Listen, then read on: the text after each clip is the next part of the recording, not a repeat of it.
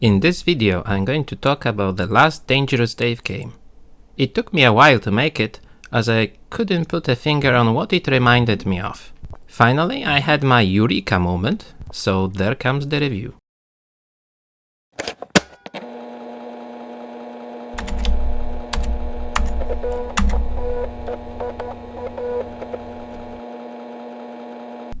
Dangerous Dave Goes Nuts is the fourth installment in the Dangerous Dave franchise.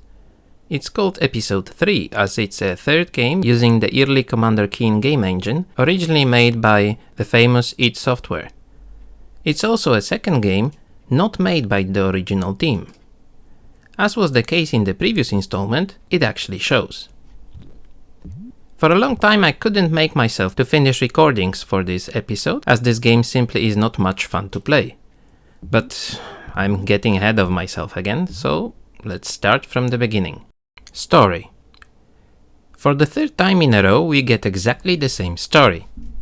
We need to rescue our brother, who has been captured by some bad guy. I think it's actually the same guy as last time, but I'm not sure. Not that it matters. As title suggests, this time we are heading towards a mental institution. To think of it, the idea is not entirely bad. You can make nice, scary levels in an abandoned mental institution. There is also a wide array of enemies that could venture through the corridors. In short, the idea had potential. Unfortunately, it has been wasted on some bland, repetitive levels that usually follow one simple schema. If not for the irritating maze in one of the levels, you could actually complete this game in about half an hour. And I must say, it would have been much better this way. Anyway, on your way to the obvious boss fight at the end, you meet few types of enemies. But contrary to the Haunted Mansion, and to some limited extent Risky Rescue, they no longer require different tactics. The big thing about the first episode was the way in which we used the gun. It didn't shoot fast, you had to reload it every few shots, and, which was my favorite thing, you could aim in 6 directions. That alone wouldn't be much fun, but fortunately level and enemies design utilized this idea quite nicely. You've had some creatures lurking on the ceilings, others would crawl on the ground, so being able to aim the gun up and down made a lot of sense. Well, to hell with making sense, it was fun.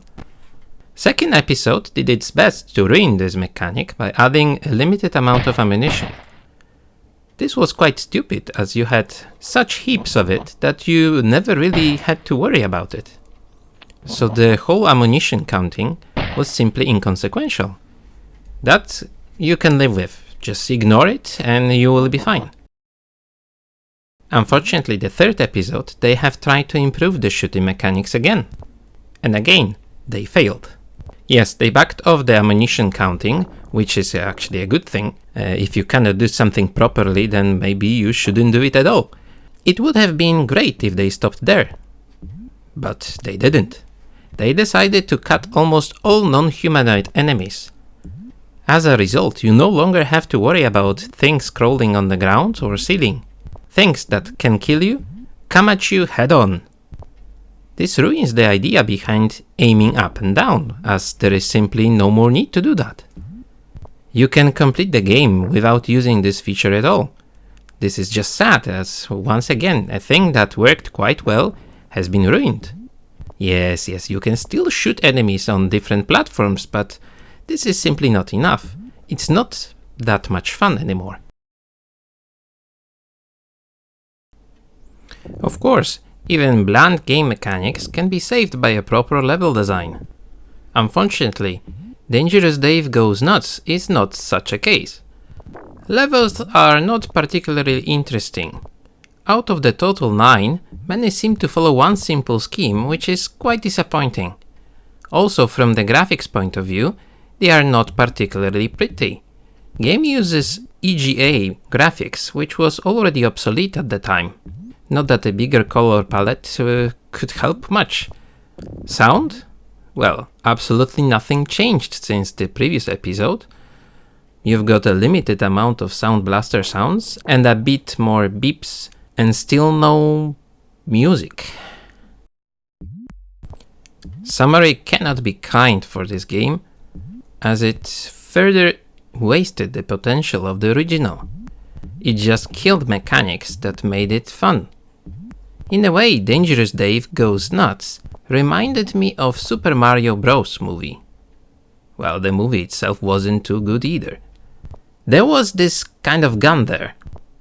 I think it has been called a devolution gun. What it did was devolve its target into their ancestral, more primitive species.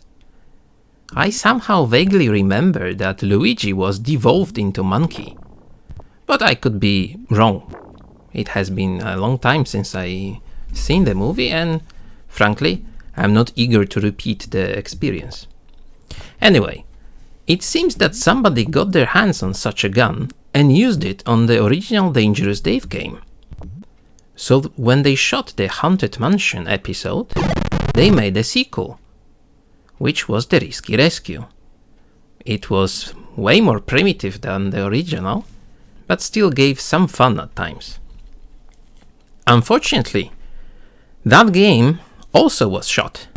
When they shot Risky Rescue with Devolution Gun, we've been given Dangerous Dave Goes Nuts game. Amount of fun in this one has been seriously limited, and the game, despite the fact that it's the last in the series, seems the most primitive of the three. Seriously, I see that as a prime example of devolution. I would even say that to enjoy this series, one should play it in the opposite order. Start with the Goes Nuts, then follow with Risky Rescue, and finally finish with Haunted Mansion. You can even brag about the fact that the last game you play was made by the legendary id Software team. This way you could also see the progress in the game mechanics, level design, and you would have more and more fun with each installment. Since each game has the same story, the experience wouldn't be affected at all, because it doesn't matter if you save your brother from the mental institution first or from the haunted mansion. But then, is there anything, like anything at all, that I actually liked in this game, the Goes Nuts episode? Let me think. Okay, there is this one thing. When you finish the frustrating maze in level 8 or 7 or whatever, you go into some sort of a toilet. And in that toilet, you finally see a syringe that you've been looking for the whole level. The syringe that you can use to incapacitate one of the guards. Why you have to incapacitate the guard with a syringe if you shoot everybody else? That I have no idea, but let's leave it. You need a syringe.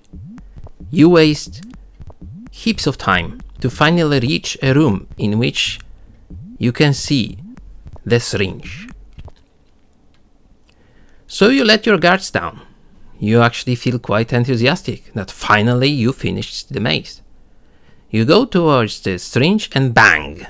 Something opens the toilet, and from the inside, it throws the knife in your face. I mean, this is the thing this game should have more of. Nasty surprises in unusual places. So, as weird as it may seem, the thing I liked the most in this game was being stabbed by a creature coming out of the toilet. I think it says a lot about the quality of the game itself. And it's actually a perfect punchline to finish the review. See you next time.